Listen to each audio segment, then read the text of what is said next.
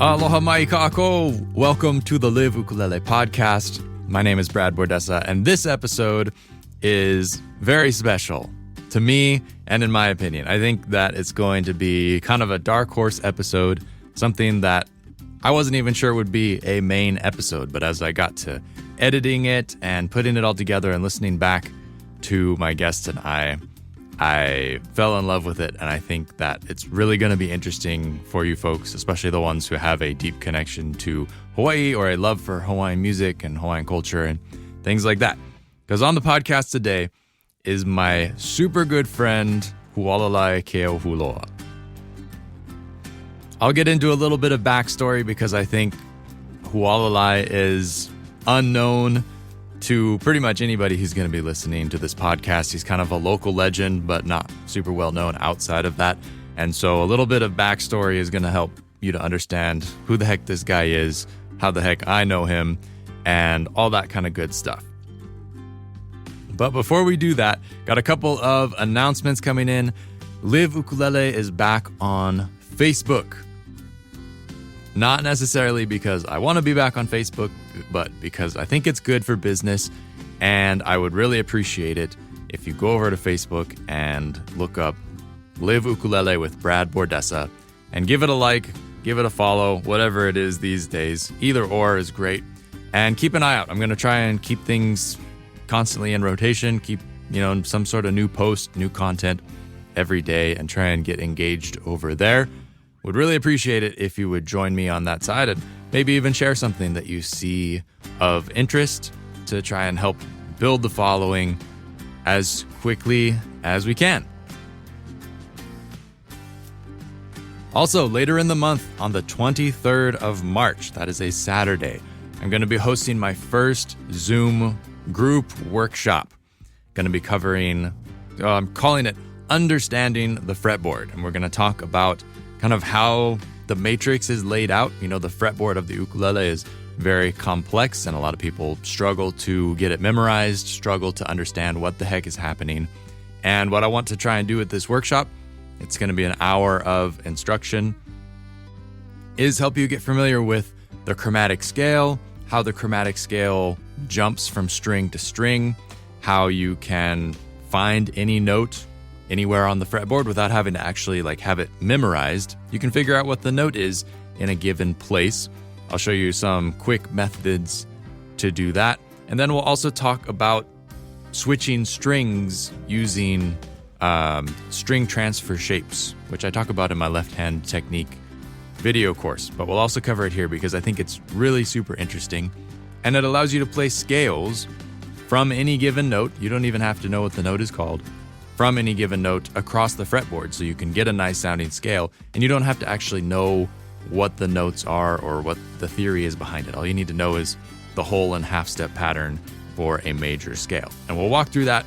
We'll try some different examples, and then for half an hour after the workshop, we'll do Q&A. If anything during the workshop, you had questions about, you can ask those questions, or we can go off the rails and talk about whatever you folks want to talk about. So check out the link in the podcast description or go to liveukulele.com/store. You'll see the workshop right up front there, and you can register. It's $20 for the Zoom workshop and the Q&A, along with I'm going to be updating my fretboard handout to try and make it more visually appealing, update it with the information that I now have gained over all the years since I last put it together.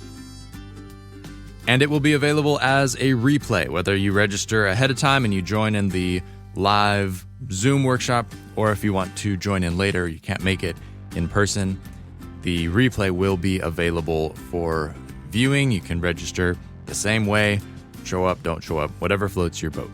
But March 23rd, it's a Saturday, check it out, liveukulele.com/store, and click on the workshop card there. Or you can find the direct link in the podcast description. Would love to see you there.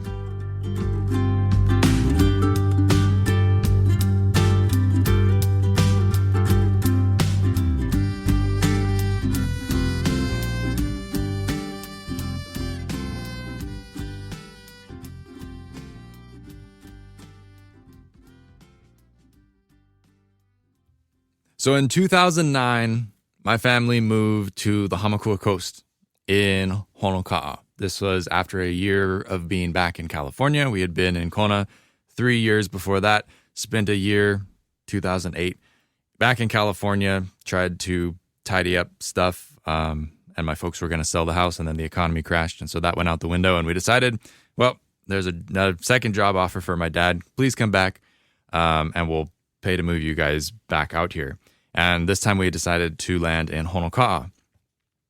Not too long after that, my brother and I started going to the Hamakua Youth Center, hanging out there, just, cruising, doing what kids do, meet up after school with, the local kids from Honoka'a High School and the middle schools and stuff.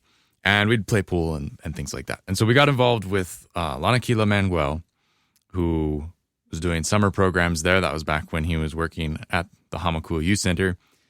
And so learning Hawaiian culture stuff during the summer program, we were dancing hula, learning chants, and just kind of getting whipped into shape of just how to be, how to act respectfully, how to be mindful of cultural sensitivity kinds of stuff, and really got to firsthand experience that and understand. And sometime, I'm not sure what the time frame is, but we ended up going on a camping trip with one of these summer programs, and we went to Kapa'a State Park out on the Kohala coast, North Kohala. And while we were down there, we stayed, I think, a couple nights. There was this Hawaiian diver guy who was there hanging out. He knew Lanakila, and he was cruising with his wife and one kid, two kid, can't remember at that point. But we were hanging out. It was nighttime. I had never met this guy before, and somebody was cooking marshmallows. We were doing marshmallows for s'mores or something on the barbecue campfire. And we're kind of sitting next to each other, and he just says, what is even in those? Talking about the marshmallows. And I just snotty say right off the bat, oh, it's probably high fructose corn syrup. And from that moment, we were fast friends. That was just the perfect thing for me to say in that moment. That's exactly what he wanted to hear in that moment. And so beyond being this amazing waterman and diver and Hawaiian cultural practitioner and proud Hawaiian, Hualalai, it turns out, was an amazing musician, one of the most amazing artists I've ever met, one of the most amazing musical artists I've ever even heard. His music is really something. It's really beautiful. It's really powerful, and it really struck me. And so I made a point of hanging out with Hualalai at every possible opportunity, and he was stoked to kind of hang out with me and mentor. And Hualalai was the first person to ever record some of my music. He had the gear, he had the setup, and it's oh, why don't you just come over? And I went over to his mom's house in Hawaiian Homes in Waimea, and we sat in the bedroom, and just he would press the buttons and record stuff. I would play the songs, and at the end I had a real recording with a decent setup. It wasn't great, but it was decent, good enough to make all the bootleg CDs he made. And I had that recording, and we were stoked. And Hualalai is from a Va'a family, kind of a little bit of a black sheep, and he decided that he wanted to build plywood Va'a because it's cheap. Anybody can do it in their backyard. Very super duper low tech. And so in the early days, he was kind of figuring out how to build this canoe, a sailing canoe, a small scale sailing canoe, out of a piece of plywood, a couple pieces of plywood. And as he was doing that, I would go over as often as I could and just hang out at the house, and we'd sand stuff, and he'd show me how to mix epoxy, and we'd epoxy the holes and seal stuff up and paint and whatever needed to be done. And just hanging out with him was super interesting because he would have all these stories and talk about conspiracy theories. Back when conspiracy theories weren't a bad thing, it was a interesting side pursuit. Oh, that's an interesting thing to think about. Kind of like a mental exercise as opposed to a rabbit hole with no return at the end. Well, we just talk story. I'd learn all kinds of stuff about like Hawaiian style culture and things like that. And we jam music. And he ended up taking me out to all these gigs that he had. And, at some point there was a band with full guitar, bass, drums. And sometimes I'd sit in with the ukulele and we'd just play.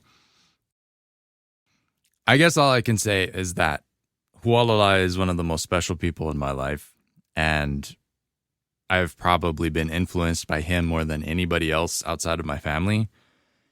And I just really super value that friendship and that opportunity to be part of that world and to, have those moments and those experiences where we've been out in the most random places playing music, jamming songs, and just getting exposed to that has really changed my life profoundly.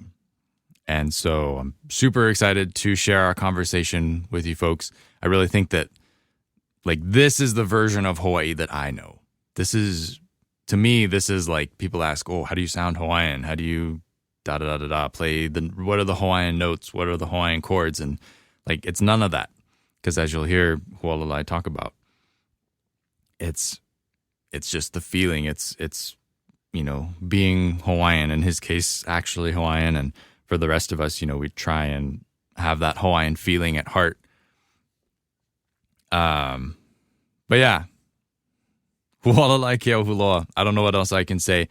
This might be one that you have to listen to a couple times to catch everything. But a lot of what Hualalai says is abstract.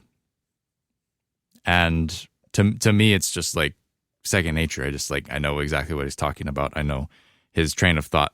But for other people, it might seem pretty far out and weird. But I hope you can connect the dots at least a little bit and understand what he's sharing, because I think that this is really the heart of, playing Hawaiian music and sounding Hawaiian and honoring Hawaiian culture and all those things. It's all here. It's all here. Anyways, I'll shut up and let the past us share what we're going to share. There is some language in this episode, so if that kind of thing bothers you, probably won't be your jam. Otherwise, enjoy.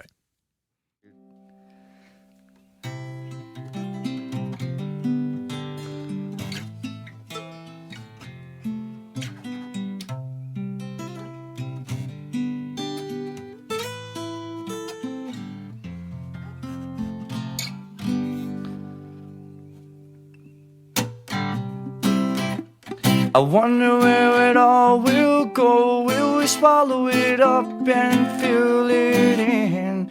Will all the stars that show us where we used to drown back in the day when we would engrave things with stone, and lasers were the things that would turn around. But we have everything to continue the style that we have made. We put in the grave with our families. Because of selfish reasons we all die. We have a shortage of water, but that's okay, cause we drink animal milk and animal food. Everything we do, we seem to abuse. We seem to abuse. We abuse.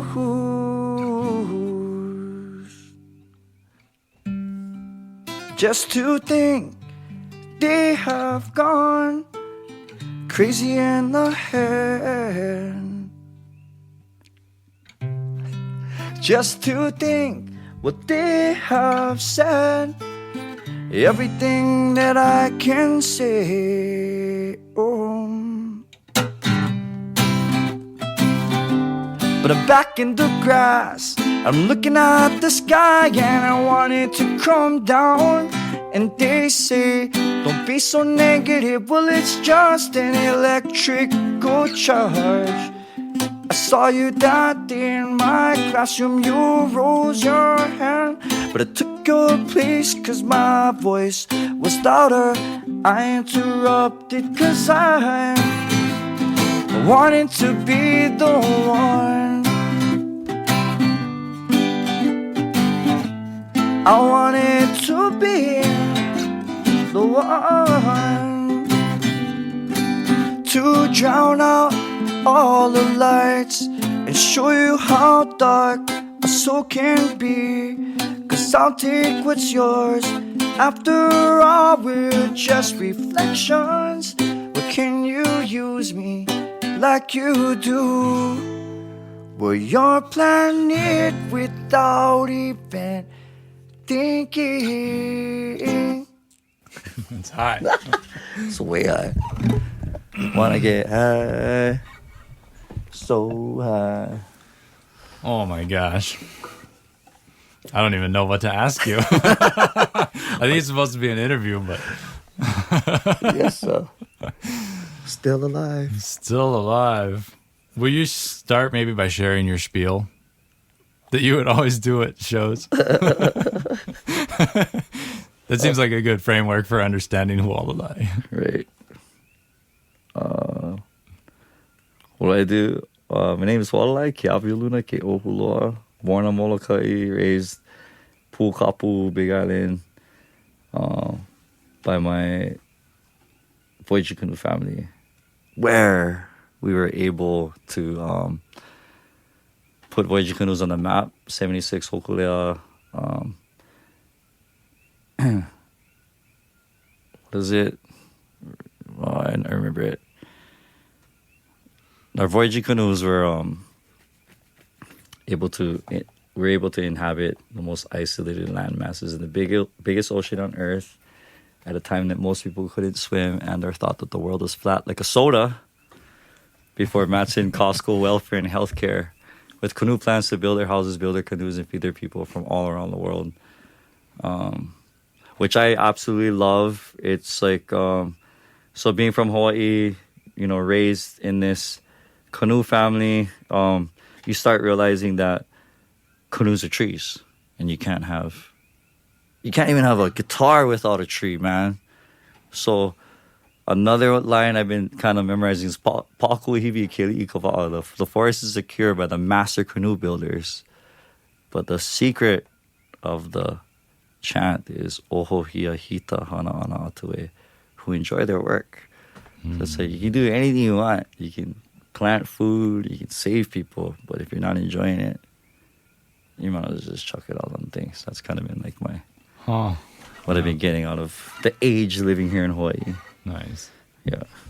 Well, how did you get started playing music in such a unique style? I mean, you're like super Hawaiian. You're more Hawaiian than most Hawaiians, just by my blood percentage or whatever.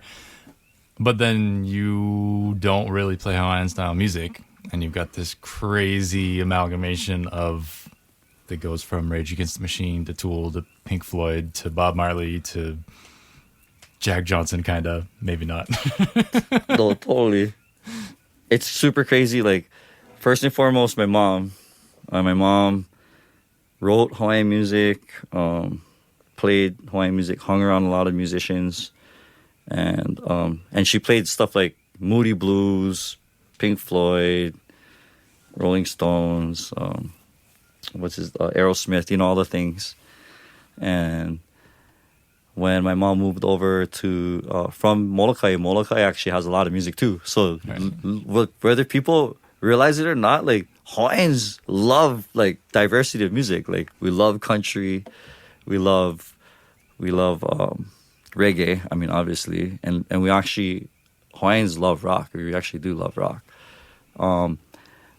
Funny thing is though, my core of my music, I would have to say, comes from my grandma. She was a choir conductor in the Mormon church, and my grandfather had actually built a church to fit this pipe organ that he salvaged into the building because it needed like the acoustics of the building. And so my grandmother was a person that I was left with my mom because she worked so many jobs, and she ran the genealogy room in the choir at the Mormon church. So it was like a chore. Like my grandmother literally had us singing the different octaves. I still can't read the stuff to this day, but I damn well knew which note she wanted me to sing because if I wasn't hitting it right, she corrected us. And it wasn't necessarily her making us learn music, but she definitely used it as a way to keep us in check when it was time to sing. So, you know, like, so because in Hawaii, I mean, there's plenty of time to play and stuff, but there's, you know, in old Hawaii, everything was done together. So music was at its course. You talk about the parades, old Aloha Day parades, Kamehameha Day parades in Hawaii, they'd shut down the entire towns. And that's kind of my roots. And when you look at also Hokulea, the first voyages of Hokulea, you got George Helm, you have all these amazing guys that are the same, like same like me, like Hawaiians that were playing rock music. And a lot of people like Cosby Stills, Nash and Young, you know, just an array of Vietnam vet American music that a lot of these Vietnam vet guys are listening to, you know, that kind of where I guess where my music kind of came from. But it's kind of funny that you say that because I think a lot of Hawaiians kind of go through that. If you look at it's always a cool thing. People want to learn each other's stuff, right? So we never get what I noticed in Hawaii, we never get the cool rock bands down here ever. Like never. So we all have to cover those songs and reenact them here literally. Right. Yeah. So a lot of the stuff we hear and we wanted to hear it live. I mean, you can get contemporary music dime a dozen, but it's just something about plugging in the amps and feeling like Back to the Future when he turns on the distortion and he strikes a chord and he flies out of his house. Like, we all fantasize about it. Like Dukes of Hazzards, we didn't have concrete back in the day, so any, you know, walkway to a house might have had a hole in it because that's where we try to be Dukes of Hazzards and we end up in the living room kind of a thing because, you know, we saw the things, we heard it, we had to bring it back home. Yeah, I guess that's where music would come from. Nice. In the beginning, yeah. And so did you play much ukulele at the beginning or was it always guitar from the start? It was kind of funny because, like, I actually like thinking about it. You know, Hawaii was littered with instruments. I mean, there was always at least 15 people on strings, if not on a bikini bass or stand-up bass or spoons or washboards or you name it. Like, so it's like, and naturally, like, you kind of sit down and you watch. And I would just go and grab all the broken string ukuleles, banjos, whatever the hell it was. Like my uncles would have them behind the couch. And you kind of recognize the ones that are workhorses. And nobody would say anything about the cobwebs. And I kind of went and plucked away. And it's cute because in my time, there was radio and even television was a thing. It was only on for like maybe 4 to 6 hours max. So entertainment was like fire barbecues, shooting guns, and like playing music. So everybody jammed. You got bored. So you had every generation was on something, you know. Right. There was even these electric harps that would pop up. I noticed that there was kind of a fad in the late 80s, but they would be in the living room. Irish harp? No, it's like it's a plastic thing that puts on your lap, and there's like these like brass like keys, and you can like strum it. And like the auto harp. Yeah, auto harp. Yeah, like plenty of the churches were busting it out, and it was pretty cool. And those are the things that we go like, yeah, we kind of pick up the ukulele, and the bikini was super cool. It was always a bikini. There's one string, you know, and just all ear. Mm-hmm. And yeah, it's kind of cool. And by the time you kind of touch something, a younger cousin or somebody would immediately go like, oh yeah, put your finger over here, put it over here. And a lot of them made it feel like it was really easy to do, you know, kind of a thing. So you had a lot of, yeah, pick up that kind of stuff. And then there's always like the worst parts of the beginning steps of music where like a lot of us are just hitting the wrong notes and singing on the wrong chord. But that's what you do. That's what you do. Yeah. It's the only way you find out. Yeah. Yeah. I think a lot of my listeners they're a little more Western and sort of have the impression that it's all got to be right. It's all got to come out right the very first time. Right. And that like if you goof it up and you have to learn in that way, that's like very embarrassing. But it's very much not the case in like real world backyard learning how to play the ukulele style.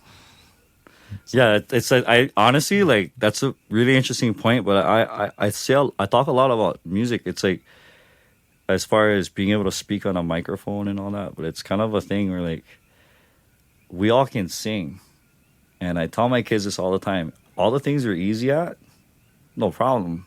But it's talented people. When they find the one thing they got to put a little effort into, it's like we go run away to our talents. But it's that one thing where it's like, yeah, you got to a lot of things in life, you got to earn it. Right. And a lot of people get embarrassed. And Hawaii is loaded with it because we're just this gnarly habitat. So it's like, oh, you don't want to go surf, but we're surrounded by ocean kind of a thing. You don't want to go to mountains, well, we're surrounded by all this habitat. So it's like you got to kind of, you know, eventually you're going to want to, learn how to pick up some things with effort versus just being handed to you all the time. And I think music has great like that. It's like you can see your progression and the time you put into it. Yeah, sure. Absolutely. Yeah. How did those backyard sessions and stuff like that, how does that relate with like just general lifestyle? Because it's obviously a very close part of it, but like hanging out with Uncle George Kahumoku, he always said that, well, music is only 10% of life, even for like a touring professional musician. Right. And the number would always change because it was fish stories or whatever. But it was like a very low percentage of life, and everything else was farming and whatever else was going on. Right. How did you come to that in your family that is a famous, you know, Va'a family, the Bertelmans? I think music was a thing. Yeah, my grandmother targeted hymns that talked about love, and then she translate Hawaiian songs that talked about love, vice versa. So basically, like with the prayer thing and the Hawaiian ceremony thing, music becomes that one medium, if you don't fit in those two boxes, that everybody squeezes into. So it's like, it was all the time. As like, I don't know, the way it is for our family, as long as it's going, we're working good. You know what I mean? As long as the music's playing. So all the time, it almost is looked at as a chore, yeah? And I even tell people that today. I mean, people set up a party the same, right? Like, they're going to pay the guy to play music to hold the vibe. But that was like, you know, for real, like, one, it kept everybody stoked. We had to do all this work. Two, some people are courting out there. Three, there's kids being entertained while the work is, you know, while they're waiting for the work. And also chills people out. Like, it chills people out. So, one thing I noticed about today's world is definitely a hell of a lot less. And I noticed in the old days, it kept everybody together. So even though, Uncle Auntie was hooting, there was hula dancers, you know, outside of the contemporary hotel thing, they were still working. You know, they're keeping everybody psyched, and, you know, it was part of the whole, it was part of the community efforts. Is like the music, big time. I mean, we shut places down for the music because it would accumulate the people. And, you know, these parades weren't just parades. There were all these hundreds of heads of horses and things that were being maintained through the resources that were brought by all these stuff in the first place. So it's like all of it was like kind of like how you see Hawaiian music today. It always put food on the table, or, you know, I kind of think about it a lot because nowadays we got speakers, and you never hear anybody just jamming. In the old days, you'd be like, jamming a song, and you'd be like, wait, what is that? And we're like, oh, that's my neighbor's PA system. And then you're like, you get over there, you know, or whatever. Like, and nowadays it's just tricky. It's like, I don't know, I feel like you pull out an instrument, it's like a moment of silence. Yeah. And it's like, yeah, it's like a big pressure thing as opposed to, like, what is it? Bluetoothing your iPhone to the Bose speaker. Yeah, it's heavy. It's heavy. And I think that's, you know, the good thing about people having access to music quickly is, oh, it's so cool listening to it all, but then it kind of keeps us from making our own sometimes. Yeah, I find that, like, I never listened to a lot of ukulele music, which is, I think, a lot of where my sound came from. Well, it's kind of funny too, me too. And then I play like corn stuff on my ukulele. Like, you can play blind on ukulele because it's kind of like a... Because that's all you know. Simple. Yeah. That's what I want to play. Exactly. Yeah. That's what I love about ukuleles. They're like bodyboards. There's a lot of guys that surf here, but it costs money to take a board on the plane. And so, it does with a guitar. Nowadays, especially after like COVID and all these wars, they charge you for your guitars on Hawaiian Airlines. But it's like a ukulele. You just carry it right on. Yep. And you're just like all fingers going. Every guy that plays strings is like, can I try the thing? And I'm like, yeah. Go ahead. You want to play an ukulele song? I can try. I'll play an instrumental. How's that? Whatever you like, do. Okay.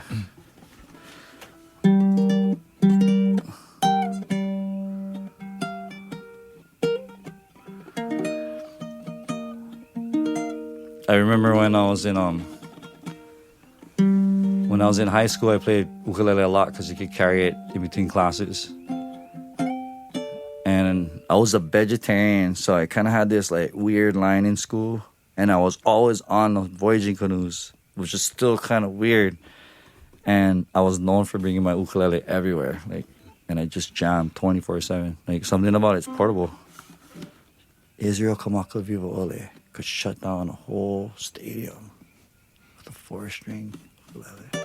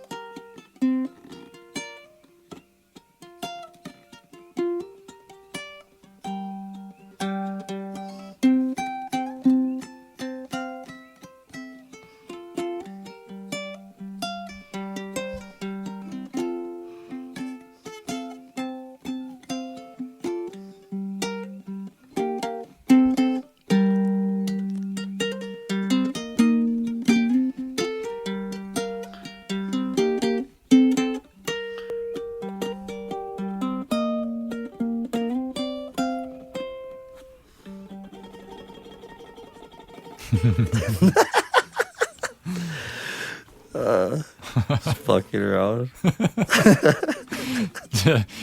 Did you grow up like watching anybody play and like getting tips from them, or is that all like totally self-taught? No, I got plenty tips from plenty people. Like Khalil Burnhamman, I remember, was super like not random in my life. You know, we didn't have like a ton of experiences, but my cousin Khalil used to play bass, and he would take that time out to actually help me with my fingers when I was a little kid, like long time ago.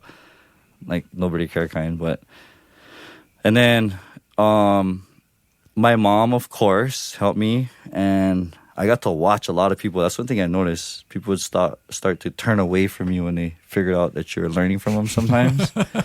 So I made sure I was careful about that. And then the weirdest thing, like, is Molokai. Like, I go visit Molokai, and all the uncles over there, like, if you're a kid and you're touching instruments, they want to teach you things. Really? And that's where I learned my first scale from Sashaman, of all people. My cousin was, like, really close to Sashaman. And he was the first guy that I actually knew that could do a solo. Like, and it wasn't anything crazy, but I was like, oh, wait, like, you know, like, American kind of solo, like, plenty slack key guys and everything, but this guy's over here doing, like, the... And I was like, oh, that's the blues, you know? I'm like, can you teach me that? He's like, yeah, I'll teach you that. So he taught me that. I was like... You know the thing, huh? And the whole Jimi Hendrix thing. And he was doing, like, some mellow solos, and he's like, oh, yeah. I was like, can you teach me that? I was like, yeah, sure. And it's the only scale I know, but it's like the...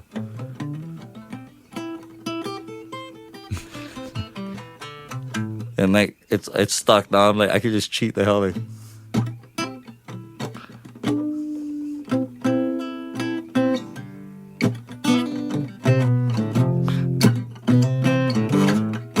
You know, just stuff like that. Mm. And then my cousins that I played in a band in high school was this next level. These Hawaiian Japanese. I mean, just had all the instruments, all the cabinets. I was like trying to keep up with them with my 6x9 PA that I made from all these old car door speakers. And they could just shred. Like, they just had the natural talent. He taught himself how to play music reading books like yours, like more visual tablatures. And then like I would pound through in NoFX all the albums of NoFX, like all Bad Religion, like all these gnarly guys that kind of had like crazy riffs. And he would teach me a little bit too. And to be honest, I barely got any of it with a grain of salt. Yeah. Yeah. I fill it all in with my mouth noises. So people are like, oh, you play music? Like, no, I make noises. And it's funny because like you're saying earlier, so many people ask me to play music, and then they ask me, you don't play any Hawaiian music? And I always tell them, I don't think I couldn't play Hawaiian music because I'm Hawaiian. It's kind of funny, you know? It's like, even if it's rock, it's Hawaiian music. It's Hawaiian. Yeah. What the fuck is Hawaiian anyway? It's IAN after Hawaii. It's like, well, we're making shit up. Like, let's just make it Hawaiian music.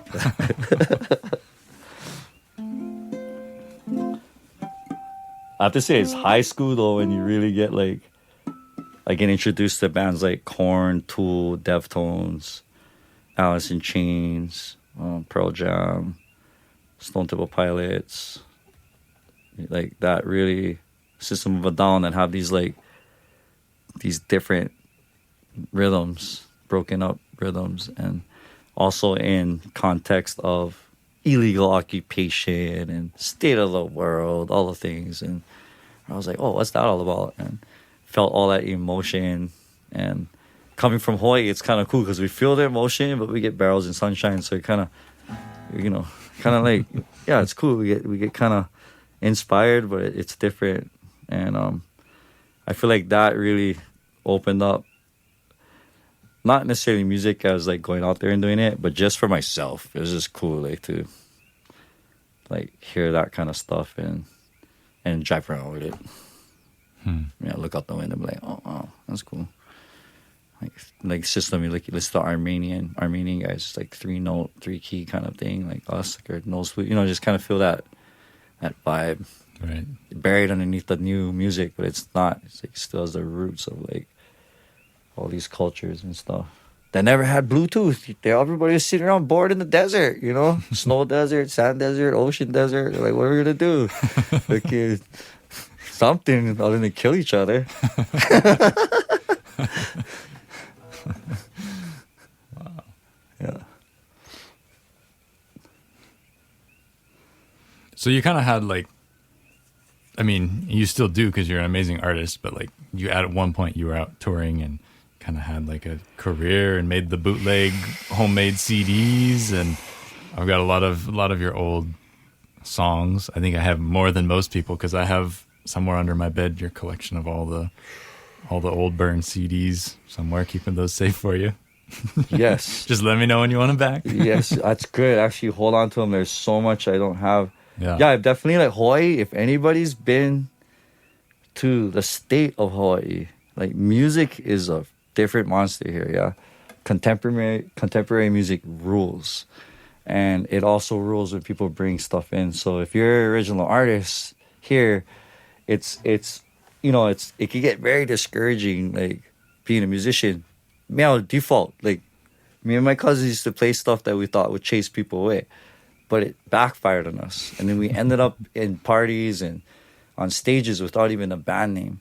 And what happens is, like, throughout the years, I started realizing, like, I have a few friends that teach me, like, how to... So basically, I kind of figure out the farmer's market. You know, there's a way to make a living in Hawaii in music. It's like farmer's market, and there's the brunches at the hotels. There's very limited things, you know. You have a lot of, like, community events, like Bill 182 or like Help the Forest or Stop the Bombing, you know, like you got to hit those vendors, like those cultural vendors. So it's just slim pickings. So I figured out was just kind of riding the cycle of this is what I like to do. And then maybe when I'm like 23, my cousin that does contemporary music and we start writing music together, he teaches me a valuable lesson. He's like, let's go play at Daniel T. Bowles. I'm like, what? Like, I sing stuff unfiltered, literally. Like, and I'm like, what are we gonna do? We're gonna play Rod Stewart. I'm like, what? Like, I don't. He's like, no, trust me, we're gonna do this. I'm like, okay. And I love my cousin because like he's just hilarious as hell and whatever. So yeah, he goes. We go to the bank. We break $100 bill and we slip it in the tip jar. And then we didn't even set up our instruments. And he goes back to the truck and he lights a cigarette. And I'm over here getting ready. He's like, no, relax, watch. And I start walking up the stairs and putting tips in the tip jar before we even start playing music. So it's ways, why is there smooth about it? It's like selling lychee on the side of the road. It's like, you got to do way more than just jam the song. And yeah, so you do that. And then on top of it, yeah, you're over here like, oh yeah, everybody's clapping. Yeah, check out the omelet station over here, brother man's. Yeah, tip your omelet guy, you know, like kind of show how to psych everybody up. Like, hey, you got this voice over here. Next thing you know, you're getting free omelets on the side. You know, everybody's telling you to park closer over here. You're telling them, oh, don't do that funny spelling stuff, but mahalo you know what I mean, kind of a thing.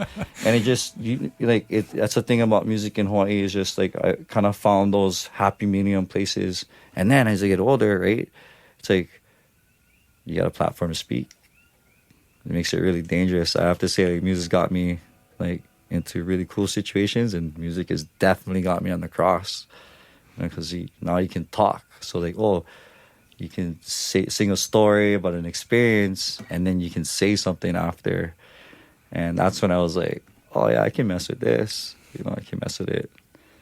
So I don't know. In the end, I've only done bootleg CDs. So like, never released a real album, but what I've been able to do, you know, Hawaii pays like anywhere from $25 to $75 on average. I mean, that's kind of a thing. If you're gonna play at a party, sometimes you see a $200 kind of a thing.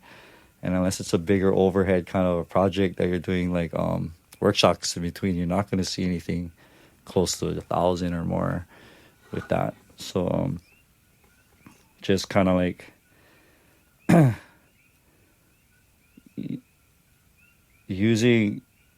not using music, but yeah, music basically, I have to be honest, it's built on my canoes, it's planted on my kalo, it's bought on my plane tickets.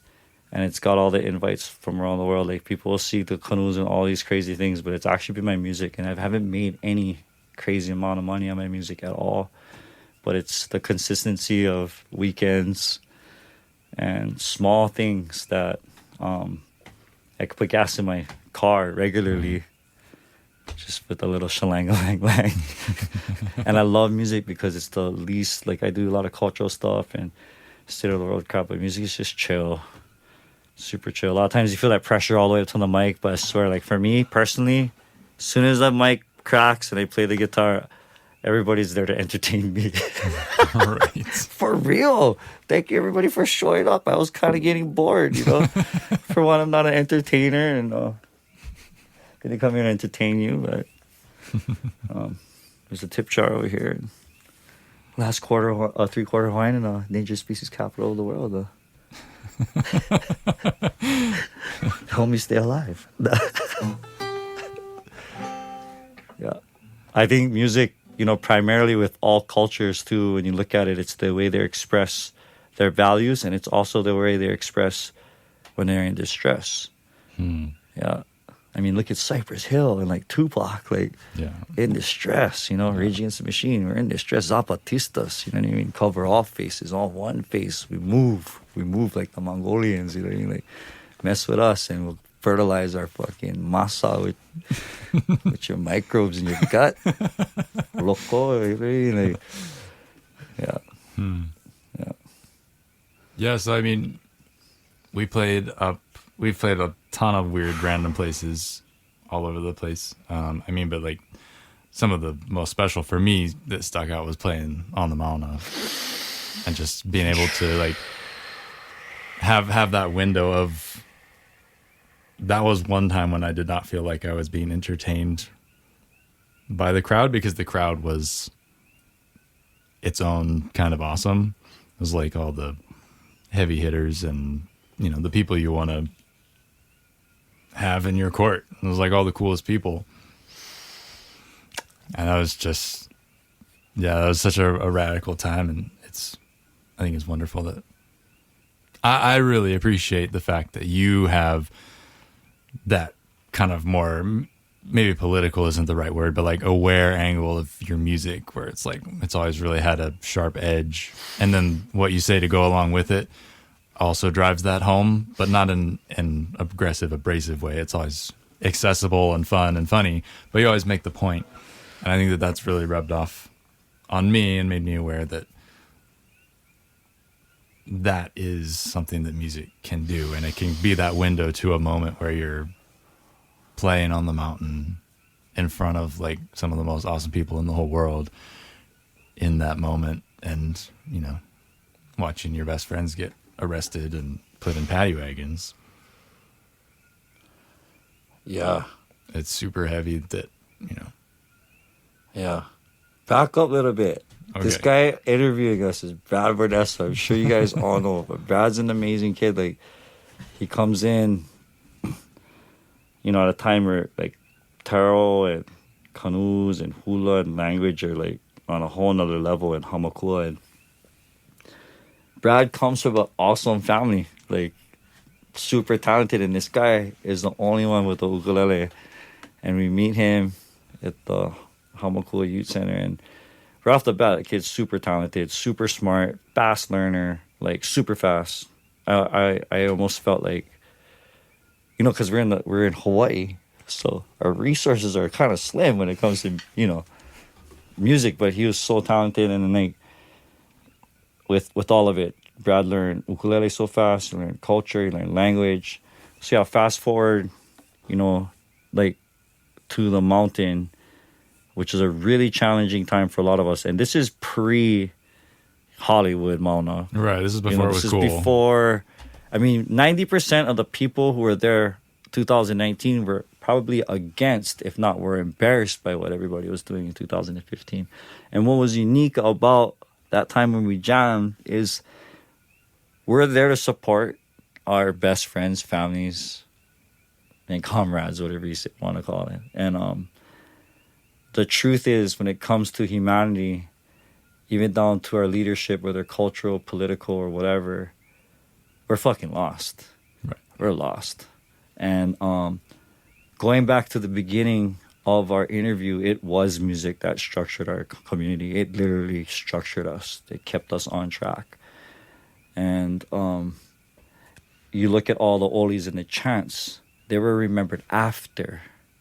Keep on rocking in a free world. And then it's like, hey, oh my God. And not to be like that, but it was, you know, like it was. And so here we are. I'm responsible for this kid. He ain't no kid no more, but it's like I still have to deal with people that want to come and learn how to cross channels, like from here to Maui. And it's like I feel responsible for this kid. So I'm working for the Department of Interior and the Department of Education at the time, and which puts my job in a very dangerous situation. So we couldn't go up that day. I made the choice not to go up. And we're to the top. To the top. A lot of us were in that position. We're there to support, but we also had to be clear of like where we wanted to be. And this is what I love about Brad, and especially when I met him, because I walked this path my whole life, and very few stay by my side. Very few, especially when my mouth starts running after my songs. And it's like, what do we do? It's like what we always do. Like I always roll with a battery-powered PA system and a generator or something, right? And like, it's like, yeah, well, if we don't know where we are in our community, we know what we are. We know what we're good at. We know what we got to do. And we jam. And it was amazing because this little thing, I mean, not to be like that 2019 link on the bottom of the bio. If not, knock on my door, wave my canoe in, by all means, shakas and smiles. But it went from a couple of songs that were unreal. Next thing you know, all these guys are scatterbeans, are all accumulating together. And yeah, other guys like talk, you know, like talk. And they start giving instruction, or put the tent over here, put the tent over here. And funny thing is this whole Keohuloa community that I come from, I'm like, well, that should have been the first step, you know. That's who we are. Like, that's where I kind of wonder sometimes, because Lili Okalardi, I mean, yeah, the drama is gnarly, but you look at the music she wrote you know? Focus on the music she wrote. Play those songs. Like Bob Marley. Look at Bob Marley. Bruh, you go walk in his shoes, you might have a bullet hole through him. You know what I mean? Like, the songs are great. The songs are good. Yeah. It's the only part of it, of life, you know? Like, the songs keep track of, like, our accomplishments. And it helps us move through the challenges. And Brad's new song is like a testament. That was a heavy day. And I just want to say this, Brad, like, one thing I used to know, my mom used to always talk about was Santana and how he would do free concerts on flatbed trucks in the ghetto. And I always thought that was so cool. Yeah. It's like an ahi. Yeah, you can charge somebody $200 an hour to fucking record and all this kind of stuff, but it's like, but you give somebody one ahi, you know, you jam somebody one song kind of a thing. It's for life. Like, no, I'm already married. No, she's single. Take that truck. No. It's just one ahi. I just been jamming. No, hey, you good, boy. You sing so good. She's single. The cost I get insurance, I promise. Well, that's kind of weird and tricky too, is because we live in such a tight time. Everybody's broke. There's not much money going around unless you come here with it. Right. That trying to not lose the fact that the music is just for the joy, especially after you've been doing it forever and you do play a gig at the bar and they do pay you $200 for your time or whatever it ends up being. It's easy to get lost down that road where it's like, oh no, I'm not going to show up unless there's money involved. And it's tricky, and it's tricky especially to like know where to apply yourself, because it's one thing to like do community stuff and it's another thing to do like community stuff. No, totally. Yeah, totally. Like things that really super matter, really are super important. Yeah, it's discouraging. It can get very discouraging, and especially if you want to be an original artist. Yeah, that's the thing. It gets really, I mean, for one, elevated people are not at bars. So it's like, and a lot of elevated people that want to hear elevated things are probably in a house with their girlfriend or their dog or their boyfriend in their forest, like far away from everybody else too. So it's like, but why stop? You know, my whole thing is like, that's where all the best music comes from, is the most uncomfortable places, you know? Not always, but sometimes it is uncomfortable when you see a beautiful rainbow and you like, you lack the words to describe it. It's like, get into that. That's one thing I love about music. It's like it's a life death thing. Like, you can die in the song and you can rise from the song, kind of a thing. But you always see people who charge original material, you know, and it's the love you have for it that people end up being attracted to, and they see what it's doing to you, and I would like to see, one thing I miss about old days is that we didn't have all the technology, right? So collaboration was a challenge. And when it happened, like, you always had to have the person with you, you know? And then nowadays it's just tricky because you can have so much content, but because of the accessibility of the technology, we don't need to interact with each other as much, which makes it super just different, you know? Mm-hmm. Where I think music is constantly, it's like a social thing. It's trying to pull, you know, humans together. Because who the hell, I mean, who's dancing? You know what I mean? Like, otherwise, who's dancing? And that's the thing, is like, why are we gonna like work the music, you know, just for entertainment, just for a paycheck, you know? Like, what is that, you know? And maybe that's why, you know, it's tricky. Like, it's the listening to music is different nowadays. It really is. And the content is super sad. Like, in the old days, we had some like Tina Turner, like, get up off your feet kind of drama, you know? But these days, dude, like, it's straight like suicide. Like, it's super sad. Mm-hmm. And it's really good music too. So It's haunting. It's like you get sucked in, and it's like, it's so easy because music holds value structure. So it's like, now all of a sudden, I mean, I'm listening like, oh my God, I'm so sad, you know? Like, not like corn kind, like different, you know, kind of mad sad. It was like, no, like, you start slipping and falling and falling and falling. And but yet it's like music, whether we're looking at it or not, it's literally our storyboard.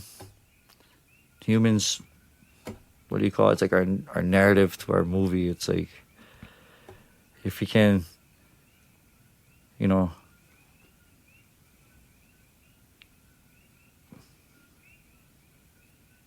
bring it back into the fucking universe. You know what I mean? Like, we need.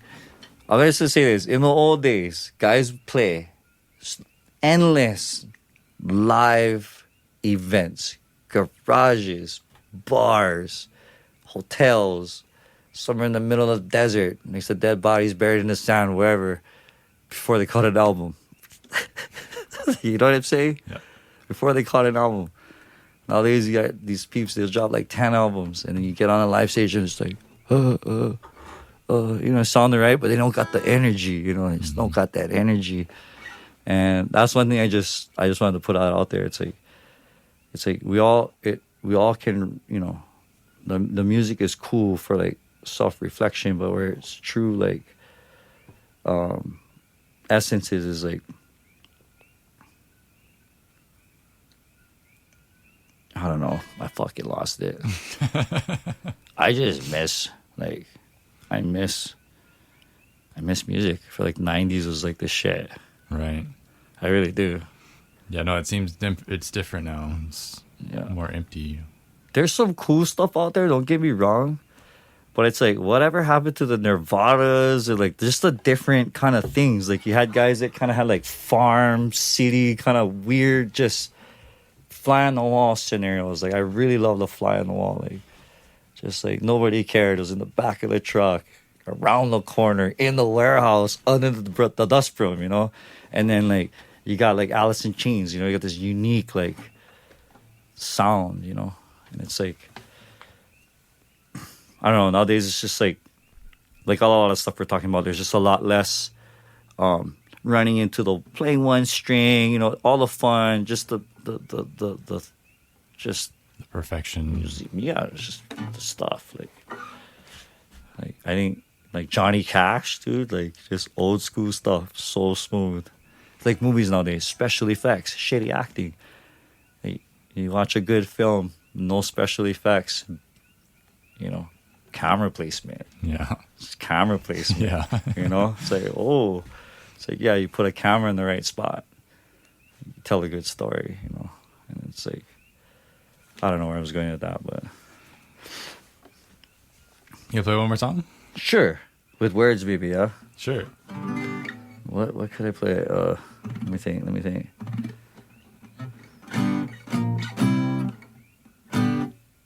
Is that too high? Oh, that's too high. Oh, I want to play one of my mom's songs, but she'd kill me. Oh, here we go. We can do From Inside.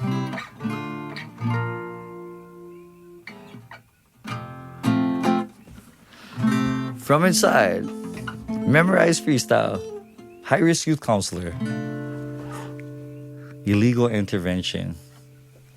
Needed now. Kids throwing a freaking chair through a window.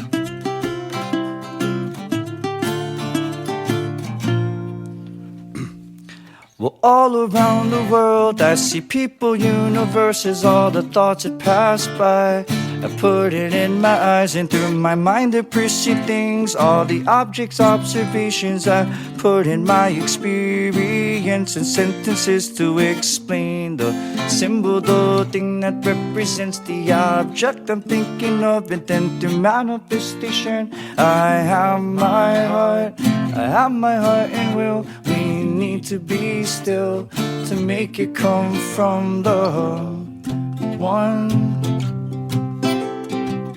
Make it come from inside, or make it come from. Make it come from inside. Well, 'cause to make someone happy, all you have to do is be in the moment with the gifts that you receive. We just pass them all around, circulate the energy so that stagnation will not be an inspiration for the future. The youth need somewhere where they can put their feet and then let the roots grow. The sun will shine too many days for us to comprehend, so we might as well be right here, right now. We might as well stay here right now. We might as well be, we're here right now.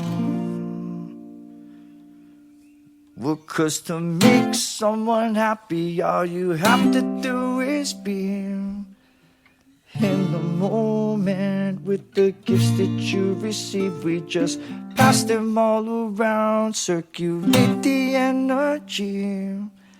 Stagnation will not be an inspiration for the future. The youth need somewhere where they can put their feet and then let the roots grow. The sun will shine too many days for us to comprehend, so we might as well be right here, right now. We might as well stay here right now. We might as well be, we're here right now. So we don't become confused, so we don't get lost.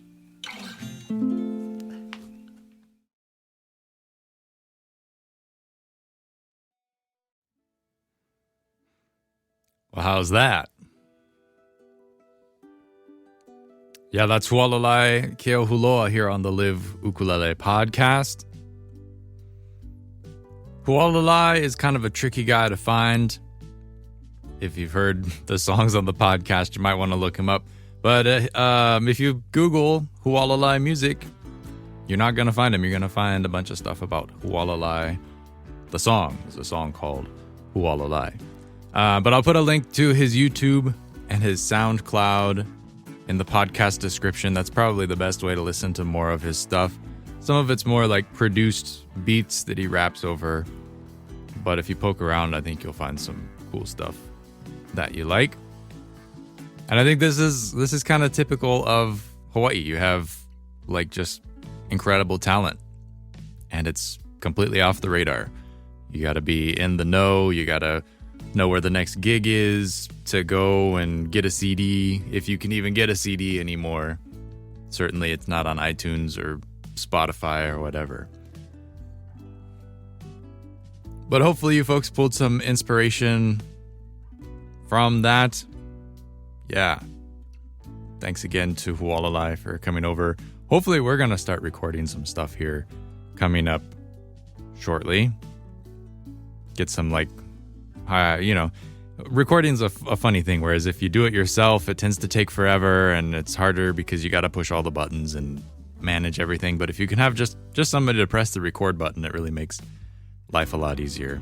So we've come full circle, and now I'm going to provide that for him and try and help him record some of his stuff and, get out some music that's fresh, new recordings.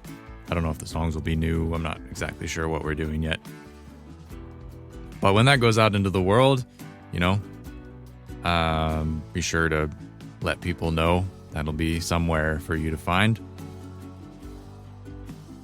Otherwise, I hope to catch you at the March 23rd fretboard workshop. Once again, the link is in the podcast description, or you can just go to liveukulele.com/store to register. Hope to see you there. And if you're on Facebook, check out Live Ukulele with Brad Bordessa. Give it a like and a follow. Share one of your favorite things. post, say hi, whatever you want to do. I'm not really super hip on Facebook, but I'm going to give it my best shot. I'll catch you all in the next episode. Thank you for tuning in. If you like what you hear, be sure to subscribe, leave a review of the podcast, all that good kind of stuff. Appreciate you folks, and I'll see you next time. Hui ho.